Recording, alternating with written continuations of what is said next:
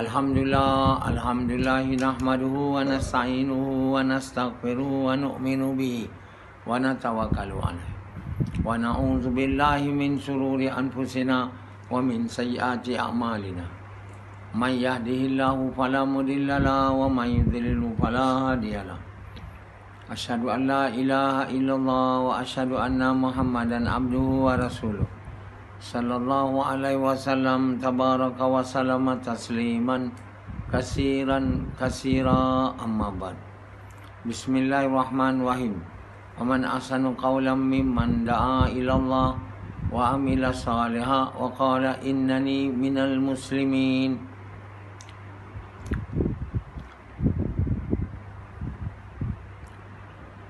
Tuan-tuan, bapak-bapak sekalian dan ibu-ibu sekalian, ini rahmat Allah yang sangat besar untuk kita. Di bulan puasa ni kita dapat dengar kuliah pagi-pagi. Umumnya tak ada tempat ada kuliah bulan puasa pagi ni lah umumnya. Pertama sekali tak ada orang nak duduk. Orang akan terus tidur kalaupun sembahyang subuh, atau tak sembahyang subuh, atau apa pun tak. Jadi di bulan puasa kita dapat tahajud, kita dapat sahur, kita dapat doa, kita dapat dengar bayan, kita dapat gash. Satu benda besar. Ini namanya nikmat. Yang dikatakan diberi nikmat tu, ini lah, bukan makan, minum, boleh bersetubuh, tidur, macam Rashidi faham. Nikmat ni ialah dapat amal perintah Allah dengan baik dan diterima. Makanya yang berharga yang dapat dibawa dalam kehidupan akan datang bukan rumah kita, bukan kereta kita, bukan duit kita, tapi amal lah. Amal yang baik. Amal yang baik tak akan datang kalau iman tak ada. Kalau beramal aja, iman tak ada, dia tak baik. Jadi Allah kata, aku jadikan hidup dan mati supaya aku tahu siapa di antara manusia ni yang baik amalnya. Jadi tidak ku utuskan Muhammad engkau melainkan untuk membaiki akhlak manusia. Maknanya membaiki perangai manusia, perbuatan manusia, supaya dari tidak baik jadi baik. Jadi Hanzalah dia semayang, tapi tak baik dia semayang. Semayang yang tak baik apa? Semayang yang tak ingat Allah, yang niat tak ada, tak ikhlas, yang tak ingat Allah, yang tak baik. Itu Hanzalah dia. Sebab itu bila ada masa-masa yang dia penat, dia tak semayang subuh. Sebab semayang atau tidak dia tu lebih kurang sama je. Dia semayang atau tidak. Semayang yang tak betul ni dengan tak semayang lebih kurang sama je. Samanya apa? Tak diterima. Ada sikit beza, mungkin Allah kesian, mungkin. Tapi tak, Allah tak mau. Allah mau salat yang baik. Jadi salat Hanzalah tu salat tak baik. Jadi dia walaupun lama bersalat, tapi salat tak baik. Bila tiba dugaan aja, sikit je lagi dugaan, penat, subuh dah melayang, terus tidur dekat rumah ni istighfar. Tak bangun subuh dia. Dia punya keinginan tu untuk menyukakan Allah tu langsung tak ada.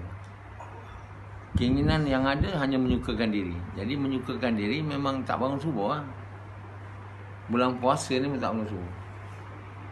Saya tanya Hanzalah mana? Ada dalam bilik. Biarlah kalau dia tidur. Dia nak tidur kan. Buat apa kita nak suruh dia semayang?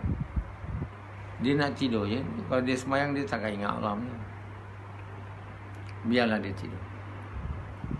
Jadi hari ni dia bangun. Dia semayang subuh pula, aku tengok. Tapi besok tengok. Dia semayang tak? Dulu dia semayang, tapi semayang tu tak betul. Semayang tu tak boleh mencegah dia dari keburukan. Rashidi macam tu juga. Semayang dia tak boleh mencegah. Sebab semayang dia tak ada khusyuk.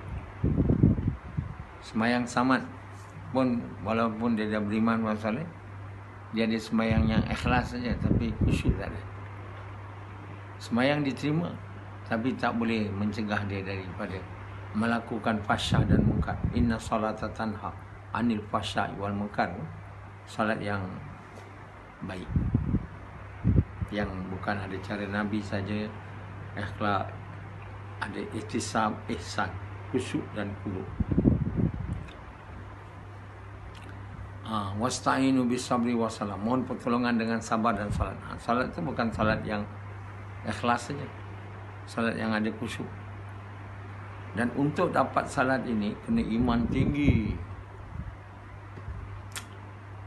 Kan? Kalau setakat iman rendah ni dia tak boleh. Iman tak ada lagi tak boleh. Iman rendah, iman yang belum capai tahap beriman bukan saleh, ikhlas pun tak ada. Tak payah cakap khusyuk lah, ikhlas tak ada. Semayang tu tak diterima. Jadi tak ada siapa tahu ni tau. Cakap macam ni boleh dikeluarkan oleh orang yang tahu dan boleh tanya Allah banyak soalan. Jadi Allah bantu saya, kerana saya ni tak ada wahyu. Allah bagi ilham dan Allah bagi alat untuk tanya Allah. Kalau wahyu tu kita tahulah kan, suara kan, macam Jibril datang, tahulah itu dari Allah. Saya mana ada Jibril datang, tak ada wahyu, ada ilham, tapi ada alat untuk pastikan ilham tu benar atau dari Allah atau dari iblis. Jadi dengan ini saya dengan izin Allah dapat tahu banyak perkara yang orang tak tahu. Bahawa orang tu ada ikhlas tapi dia tak ada khusyuk. Tapi orang tu ada ikhlas, ada khusyuk. Tu beza. Dan hanya saya faham bila saya dah melalui dia. Kalau saya tak melalui dia, saya tak faham.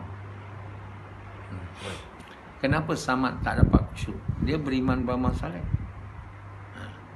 Baru saya dapat faham. Bukan kita beriman beramal soleh tu dah dapat khusyuk semua. Kita kena ada iman, beriman soleh dan iman tahap tinggi betul.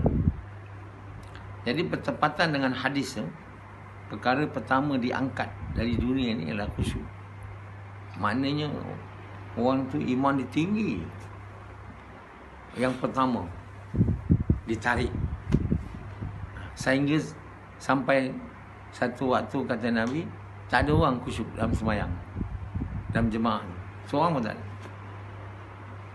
Dan keadaan tu sampai ke hari ini. Sehinggalah saya diberi khusyuk oleh Allah. Sebelum tak ada orang. Kenapa? Semua iman lemah. Semua tak buat kerja, tak muru Nabi ma'ruf wa tanhauna 'anil munkar dengan cara Nabi. Dari rumah ke rumah tak ada. Semua nak bagi kuliah je. Nak dengar ceramah dan bagi ceramah. Yang baik sikit bagi ceramah, yang kurang duduk dengar. Buat kerja, mengajak manusia kepada kebaikan, mencegah kemungkaran, berhenti. Tak buat. Dan tak faham pun macam mana nak buat.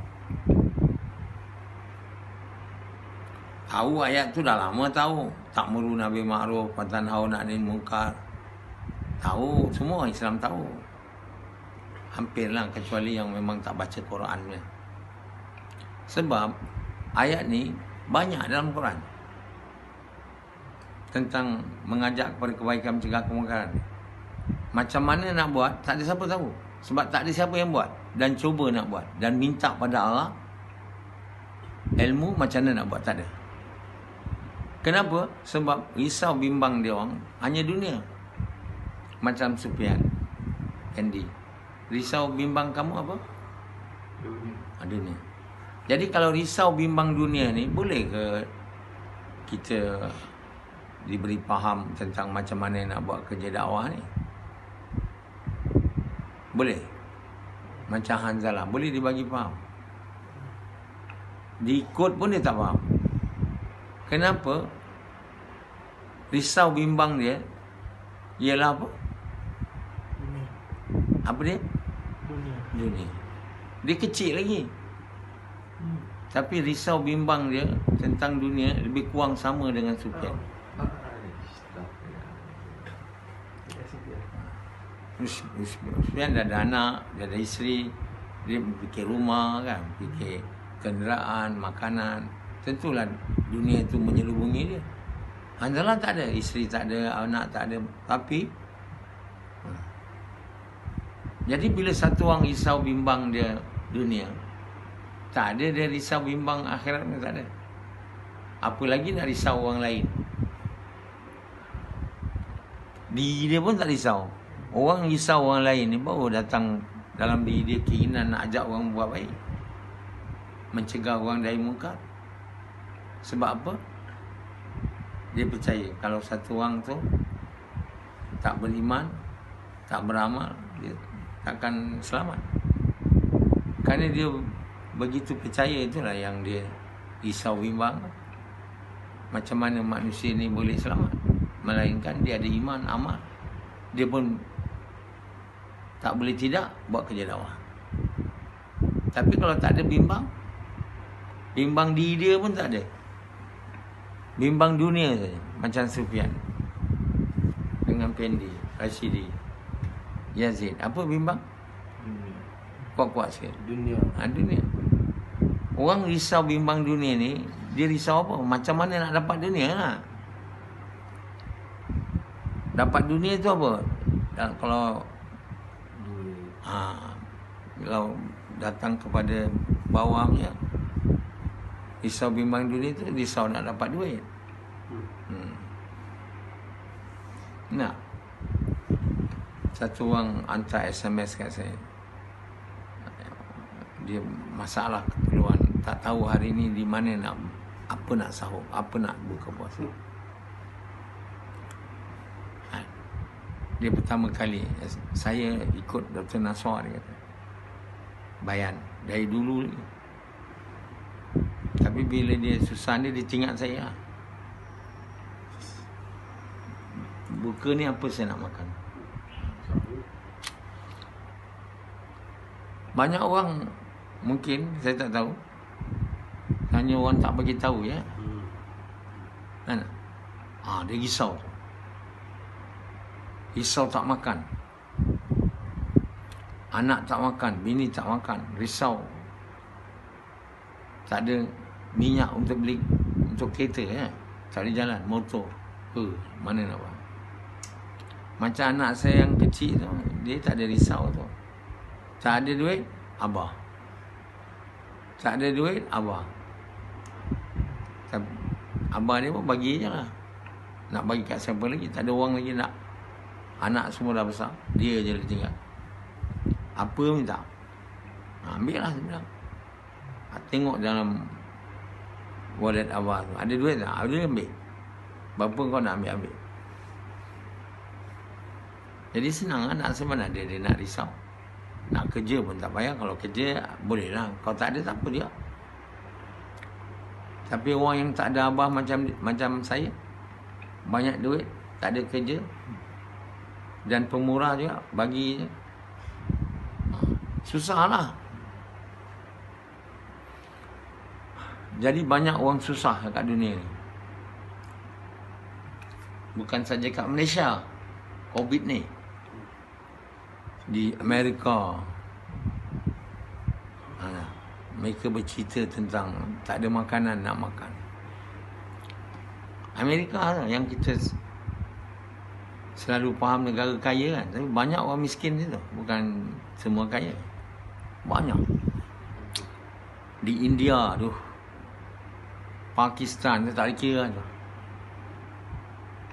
Bukan masa Covid je. Sebelum Covid dulu, ramai orang tak boleh makan. Atau makan roti je, air je. Kita tengok gaya dia pun kita tahu dia tak ada duit nak makan.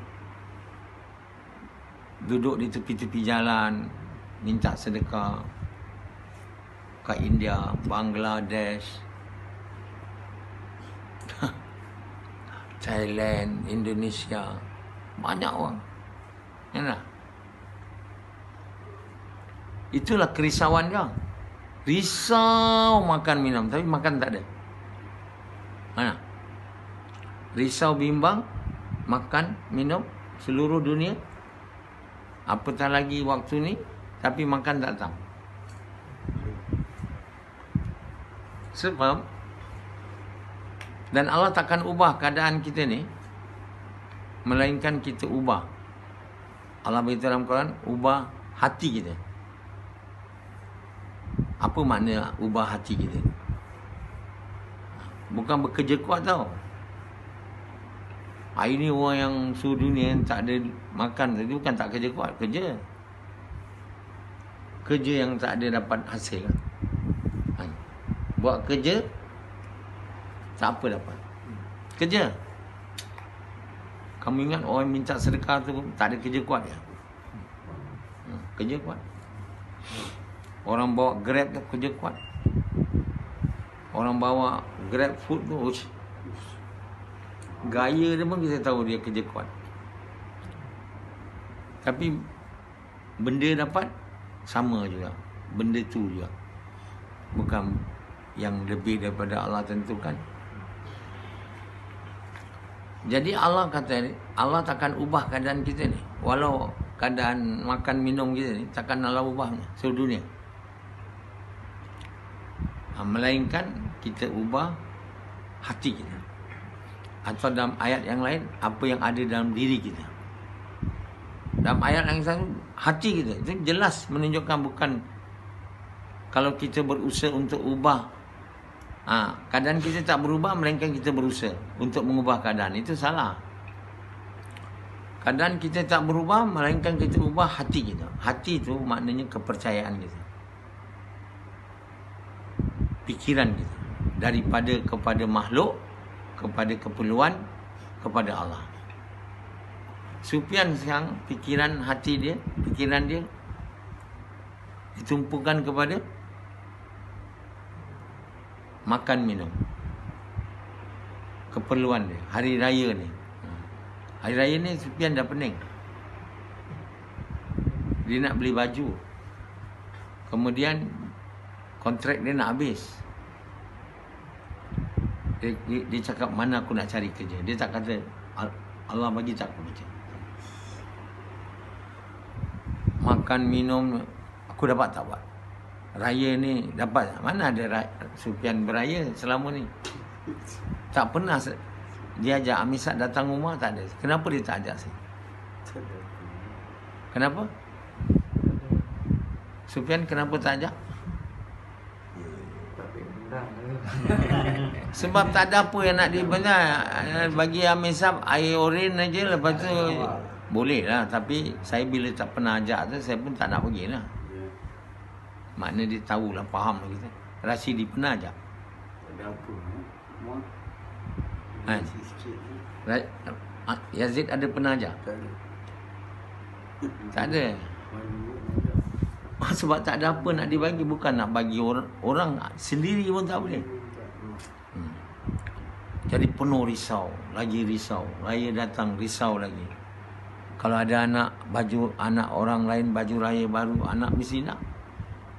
Dia tak tahu kau ada duit tak. Raya baju raya ya. Mesti ada. Itu orang Melayu lah. Saya tak tahu orang lain. Jadi kerisauan tu tak habis-habis. Kerja dah kuat dah, tapi berkat tak ada. Orang kaya pula pun risau juga walaupun dia banyak duit. Dia lain pula risau dia. Orang tu tak bayar hutang, orang tu nak cari bayar, yang itu saman aku, yang itu dakwa aku. Aduh, macam-macam fikir lah. Orang yang bisnes kaya tapi tak ada agama, mereka semua risau je. Bukan tak ada risau. Kau ingat dia orang senang sebab dia orang boleh makan. Tak, makan pun tak selera. Risau sebab ada saman, ada mahkamah kes. Ingat Najib tu senang ke dia? Pergi mahkamah je tu. Zaid Hamidi tu, mana ada tenang. Dia orang banyak duit kan. Kena bila mahkamah, okey, bagi apa tu, 1 juta bagi, 3 juta kena bagi.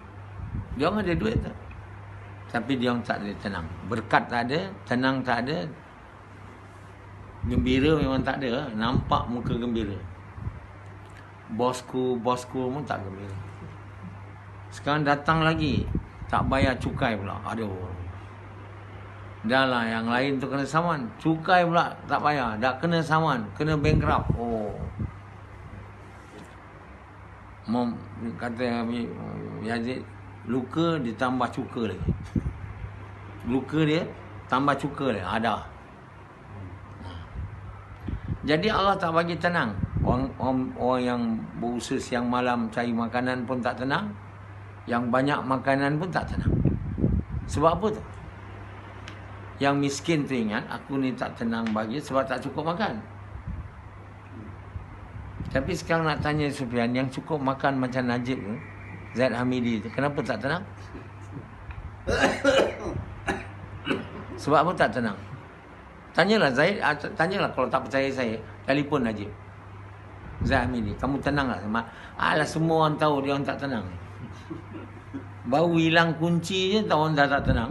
Kunci rumah, kunci kereta, apa lagi nak hilang kebebasan masuk penjara. Najib tu suka masuk penjara? Tak ada. Zaid Hamidi suka tak? Tak habis itu je Zaid Hamidi, sekarang diancam supaya diberhenti daripada Presiden UMNO. Orang semua cakap macam mana dia kena berhenti, ditukang. Dah lah satu lagi. Jadi kenapa dua-dua ni tak tenang? Yang ada duit pun tak tenang, jawatan apa semua. Yang tak ada duit pun tak tenang. Sebab dua-dua ni agama tak ada. Dua-dua ni agama tak ada. Agama yang betul. Tapi manusia tak nampak ni. Yang miskin macam Sufyan ni masih ditipu lagi dengan angan-angan. Aku akan bahagia bila aku banyak kaya, banyak duit. Yang dah kaya pula, dia tak tenang tak? Dia kata sebab saya tak kaya lagi, saya patut kaya lagi daripada ni, baru saya tenang. Jadi mereka terus percaya Allah yang bagi tenang takkan bagi tenang orang yang ada dunia walau bergunung-gunung. Tak ada amal, iman dan amal. Sebab itu Allah bagi tahu, takkan Allah ubah keadaan satu orang, melainkan dia ubah apa yang ada dalam hati dia. Hati dia mana, apa kepercayaan dia yang ada. Dia kena tukar kepercayaan dia dari buruk kepada baik. Quran dah lah tak baca. Bila saya bagi tahu ni pun tak mau amal. Jadi akhirnya balik kepada yang lama punya fahaman lah.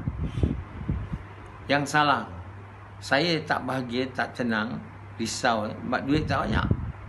Yang kaya pula sebab duit saya masih tak banyak lagi. Sebab itu satu orang yang ada emas, satu lurah, dia nak 2 lurah emas. Namun manusia itu tak akan puas. Dia tak nak dengar Allah SWT. Dia tak nak dengar Rasul Allah SWT. Dia tak mau dengar. Sebab dia merasa dia lebih tahu dari Allah. Dia rasa dia lebih tahu dari Allah. Kita bila lebih rasa lebih tahu dari Allah, tentulah tak nak ikut kan. Orang yang nak ikut Allah ni siapa? Rasa tak tahu. Orang yang rasa diri dia tak tahulah. Adakah betul kita tahu? Atau Allah yang maha tahu? Allah. Tahu pun cakap memang betul. Macam Sufyan. Siapa tahu Sufyan? Kau ke Allah? Allah. Dia bukan jawab tu. Budak kecil tanya. Orang kafir tu kita tanya. Siapa tahu? Kamu ke Tuhan? Tuhan. Siapa jadikan langit bumi ni? Allah. Sebab tak ada orang lain boleh buat langit bumi ni. Jawapan tu tak boleh. Siapa jadikan langit dan bumi ni? Hanzalah. Boleh tak Hanzalah jawab aku? Boleh tak? Atau dia cakap Samad? Tak boleh. Dia kena jawab yang betul. Tapi dia tak mau ikut. Dia tak mau ikut perintah Allah yang jadikan langit dan bumi. Dia tak ikut. Dia nak ikut Rashid Hanzalah ikut nak ikut apa? Siapa? Kau nak ikut siapa Hanzalah? Tak, kau nak ikut Allah ke nak ikut diri kau? Diri ya. Yang dia nak ikut diri, tapi yang dia percaya, yang maha tahu, maha kuat, ialah Allah. Sebab apa? Bila ditanya, siapa yang jadikan langit dan bumi ni? Dia kena jawab Allah. Tak boleh jawab aku, tak ada. Kamu cuba tanya seorang yang penyembah berhala. Allah bagi tahu. Mereka akan jawab Allah buat. Bukan langit dan bumi orang tak boleh buat. Semut pun orang tak boleh buat. Siapa yang tukarkan malam jadi siang ni? Siang jadi malam? Tanya Samad. Allah. Tanya Sufyan. Allah. Kau. Semua mengaku. Tapi perintah Allah tak mau taat. Yang tak mau taat tu apa? Perintah Allah. Nak taat perintah diri. Maksudnya nak taat keinginan diri. Itu apa tanda dia? Kenapa manusia berbuat demikian? Dia tahu Allah tu maha kuat. Sebab itu dia kata yang jadi langit dan bumi ni Allah. Yang tukar malam jadi siang ni Allah. Tapi saya tak mau ikut Allah. Sebab apa? Sebab kat mulut aja dia cakap. Kat mulut dia cakap Allah kan kuat. Tapi dalam hati dia, aku kuat. Itu. Sebab itu orang dikatakan beriman ni bukan orang boleh cakap banyak. Orang yang buat betul. So itu Allah kata, adakah kamu suruh orang buat baik, kamu tak buat, kamu lupa dia itu. Celaka kamu. Orang yang suruh orang lain buat baik, dia tak buat. Ini orang tak percaya. Dia pandai cakap. Macam Sufyan, pandai cakap je. Allah kuat, Allah. Tapi dalam hati tak ada. Sebab itu orang yang iman tak ada ni, dia cakap betul Allah kuat semua, tapi niat dia nak duit. Bukan nak amal benda tu. Dalam hati tu tak ada percaya. Sebab itu Allah tak terima kalau orang pandai cakap tak buat. Sebab apa yang manusia percaya tu ada dalam hati dia, baru ada dalam amalan dia. Sebab itu Allah kata tidak akan ubah keadaan kamu, melainkan kamu ubah hati kamu. Allah tak cakap ubah percakapan kamu, tak. Hati kamu.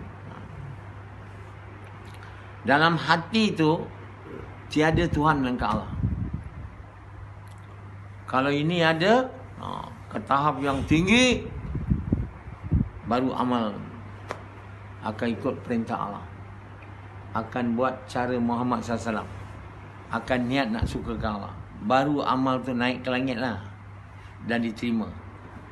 Bila Allah SWT gembira, maka Allah yang mengetahui segalanya, yang boleh buat apa saja, akan tukarlah keadaan kita. Daripada buruk kepada baik, dari miskin jadi kaya, dari lemah berkuasa. Dari macam-macam. Dari neraka ke syurga. Siapa yang boleh mengubah keadaan kita ni? Kita ke Allah? Tanya Hanzalah. Siapa? Engkau? Allah. Siapa yang boleh menukar keadaan kita ni? Rasyidi. Allah. Oi, kuat dia cakap Allah. Dia ingat dia cakap Allah tu betul ke hati dia? Tak ada. Dengan tangan lagi dia sebut. Kan? Orang kafir tak ada, tak kosong. Kita kuatkan suara Allah tu tak menjadi menukar, menambah yakin dia. Jadi semua orang tahu yang berkuasa mengubah keadaan kita Allah, tapi kita tak mau buat dia suka. Kita tak mau taat dia, maknanya kita tak mau buat dia suka. Kan benda tu kan bodoh. Kamu percaya yang boleh mengubah, kamu kata yang boleh mengubah keadaan kamu Allah. Tapi kamu tak percaya bahawa untuk dia boleh mengubah keadaan kamu, dia mesti suka dengan kamu. Betul tak? Kalau dia murka dengan kamu, mana dia nak ubah keadaan kamu? Yang boleh mengubah keadaan kamu, ya Allah saja, tak ada lain. Ada tak selain Allah boleh mengubah keadaan kita? Ada tak? Ada tak? Tapi kenapa kamu tak nak buat Allah suka? Jawab. Kenapa tak nak buat Allah suka? Sebab kita kata, saya lebih tahu apa saya nak.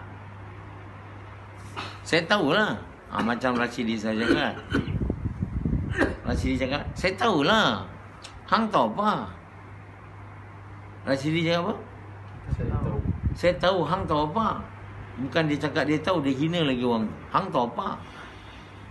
Dia patut, saya tahulah apa saya nak. Cukuplah situ je kan. Tapi dia tambah ni, hang tahu apa? Supaya orang tu duduk diam, jangan cakap. Ada? Jadi sebenarnya dia kata dia tahu apa dia nak. Allah tak perlu bagi tahu dia. Buat ni, buat tu, buat ini. Aku tak nak. Aku nak buat apa aku suka. Itu namanya nafsu tu. Nafsu manusia tu suka yang lazat. Dia tak mahu yang benar. Dia tahu itu memang benar, tapi aku tak mahu buat sebab dia tak lazat. Yang aku nak buat ni yang lazat. Yang lazat tu tak semayang, tak puasa, tak gas, bersetubuh, tidur, makan. Itu mahu. Macam Yazid, dia tak mahu ikut apa Allah mahu. Sebab apa yang Allah mahu, so ikut yang benar. Yang benar tu dia tak suka. Yang dia suka apa? Lazat. Sepanjang hayat ikut benda lazat, last tak ke mana. Gaung maksudnya.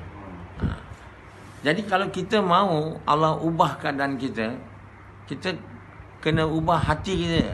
Kenapa? Kita akan berbuat mengikut apa kita percaya, bukan apa kita tahu. Bila hati kita percaya betul-betul lah tiada Tuhan melainkan Allah, ada Muhammad itu betul, baru kita punya perbuatan bertukar. Macam Azri, mana dia bertukar perbuatan dia? Kan? Muka tengok, muka nak dunia. Muka nak apa? Nak dunia. Ada tak? Kita boleh cam tak muka nak dunia ni? Muka nak dunia ni kita tahu tak macam mana muka dia? Yazid, kau tahu tak muka yang nak dunia ni? Kau tahu tak? Samad?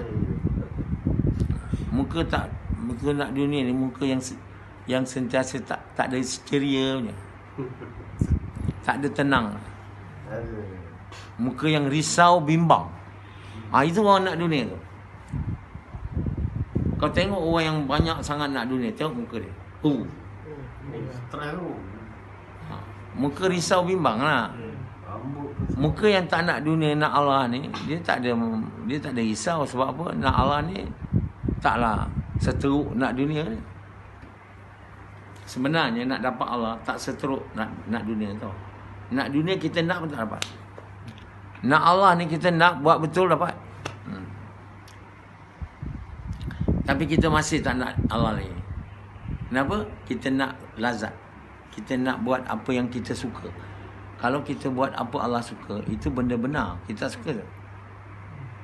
Jadi manusia ni, naluri dia suka yang lazat. Sebab itu manusia tak suka ikut perintah Allah. Walaupun dia tahu Allah Maha Kuat. Allah jadi langit bumi, matahari, siang malam ni tukar. Cuba tanya, siapa boleh tukar malam jadi siang? Kau ingat senang ke? Macam mana Allah buat matahari, dunia ni berputar keliling matahari, bulan berputar keliling bumi. Nak buat tu siapa boleh buat tu? Bila malam, bulan tu bulan yang terang, bumi dia sebalik. Tak dapat bahagian bumi yang tak dapat cahaya matahari, dia malam. Yang tu siang. Bila itu siang, itu malam. Masih? Nak buatkan bumi ni berlari atas paksinya dengan tidak ada satu silap pun. Dan bulan atas paksinya, tak ada siapa boleh buat. Mereka Allah. Namun kita tak mau ikut Allah sebab kita mau ikut siapa? Nafsu. Kenapa kita suka ikut nafsu? Sebab apa sebiar? Lazat. Jadi kehidupan ikut lazat ataupun seronok, ini kehidupan haiwaniat. Kehidupan haiwaniat. Jadi kita tak boleh jadi haiwan. Kita sudah dijadikan manusia. Kalau nak kehidupan haiwaniat, minta lah sekarang jadi kucing. Senang cerita. Pendi, kalau tak nak jadi manusia, tak nak ikut perintah Allah, nak jadi haiwan, sekarang kau minta jadi unta. Cuba minta. Tak nak? Kau nak minta jadi unta, the next time kau tak boleh datang sini. Isi dia kata, Sufian, kenapa tak datang? Dia dah jadi unta. Tak boleh bawa kereta dah. Aku menunggang dia ke sekolah sekarang. Jadi bapa tuan sekalian, manusia ni dia suka lazat. Sebab itu kita nak ikut Allah, kita tak boleh nak lazat. Kita mesti nak yang benar. Dan nak yang benar tu kita takkan tahu melainkan kita baca Quran dan faham Quran dan amal Quran. Untuk itu kita kena ada iman. Kan? Untuk iman tu lah kita kena buat kerja dakwah. Ya tak? Kita kena buat kerja gash, jauhlah dari rumah ke rumah, pintu ke pintu. Yang belum Islam kita mengajak ucap kalimah la ilaha illallah. Yang dah ucap kalimah, ingatkan dia tentang maksud kalimah ni, dah ajak dia buat kerja menunaikan hak kalimah, iaitu kerja ta'muru bil ma'ruf wa tanhauna 'anil munkar dan jaga sembahyang. Berulang-ulang kali dia cakap. Tak tahu masuk ke tidak. Yang itu tak sedap. Buat kerja dakwah ni, pergi jumpa orang, cakap kalimah pula, ingat kawan tentang kalimah. Apa yang sedapnya tu? Sedap. Pergi dah sedap, cakap kalimah dah tak sedap, orang marah dah tak sedap. Sekali-sekala orang kata Masya Allah, bagus buat dakwah. Banyak kan orang tak suka. Jadi inilah amalan yang paling tak sedap, paling pahit. Keluar jalan Allah, buat kerja dakwah ni di negara lain, bandar, lagi tak sedap. Kenalah cuti, tak boleh dapat cari duit, nak belanja pula duit, semua tak sedap. Menekan nafsu betul. Jadi dengan cara Allah punya perintah ini, barulah hati kita yang suka lazat ni tak suka dah. Suka yang benar. Bila kita suka yang benar, kita buat yang benar, kita berada di jalan yang benar, barulah jumpa Allah, barulah dapat jadi kekasih Allah. Baru kita berjaya. Okey. Dah pukul sampai pukul